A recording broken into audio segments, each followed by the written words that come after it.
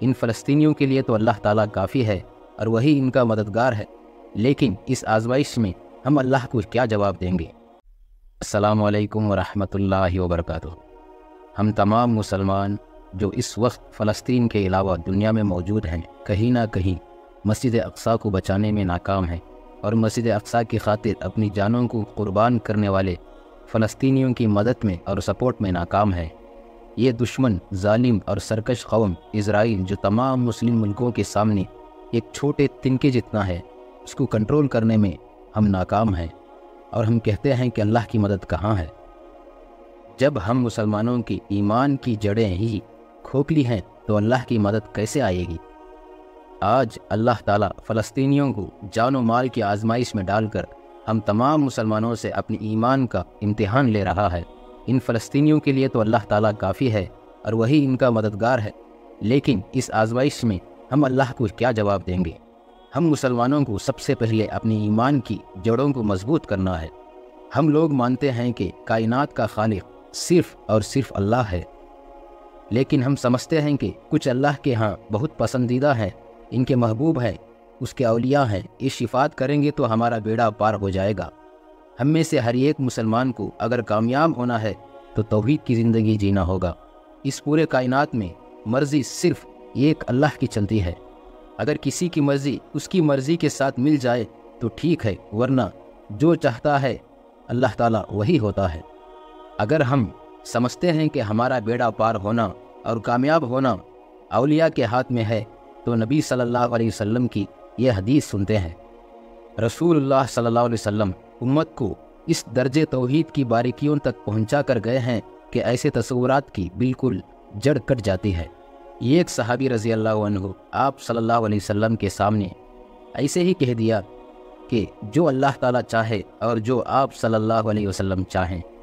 آپ صلی اللہ علیہ وسلم نے انہیں فوراً ٹوک دیا اور فرمایا، کیا تو نے مجھے اللہ کے مقابل میں بنا دیا ہے؟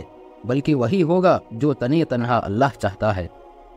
ان سے کہا جا رہا ہے کہ جب تم یہ مانتے ہو کہ کائنات کا خالق ایک ہے تو اب کسی کو اس کے مد مقابل نہ بناؤ۔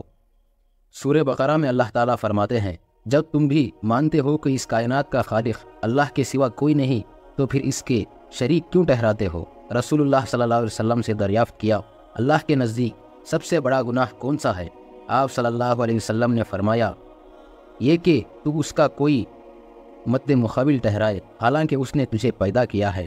اللہ سبحانہ و تعالیٰ کا کسی درجے میں کوئی شریک یا مقابلہ نہیں ہے۔ ہم مسلمان ہیں، اگر ہم توحید کو نہیں سمجھیں گے تو جانے انجانے میں شرک کر بیٹھیں گے، جو سب سے بڑا گناہ ہے۔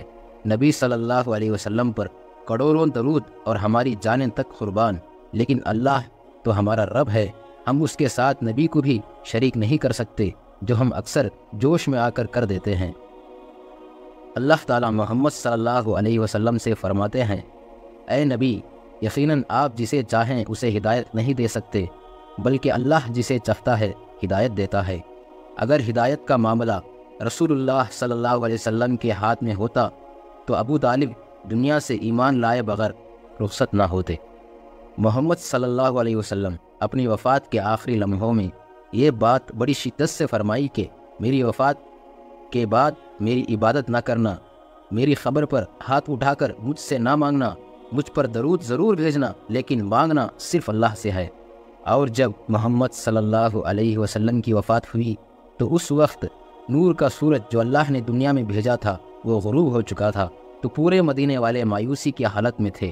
تو ابو بکر رضی اللہ عنہ نے وہ تاریخی جملے ارشاد فرمائے تھے، جو کوئی محمد صلی اللہ علیہ وسلم کو اپنا خدا مانتا تھا وہ جان لے کہ اس کا خدا مر چکا ہے، اور جو اللہ کو اپنا خدا مانتا ہے وہ جان لے کہ اللہ کبھی نہیں مرتا۔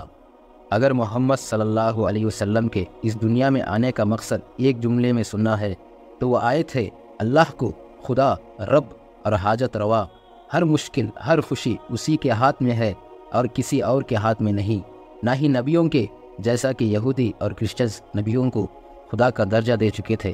محمد صلی اللہ علیہ وسلم صرف اللہ کی عبادت اور اس سے مانگنے کی تعلیم دینے کے لیے آئے تھے۔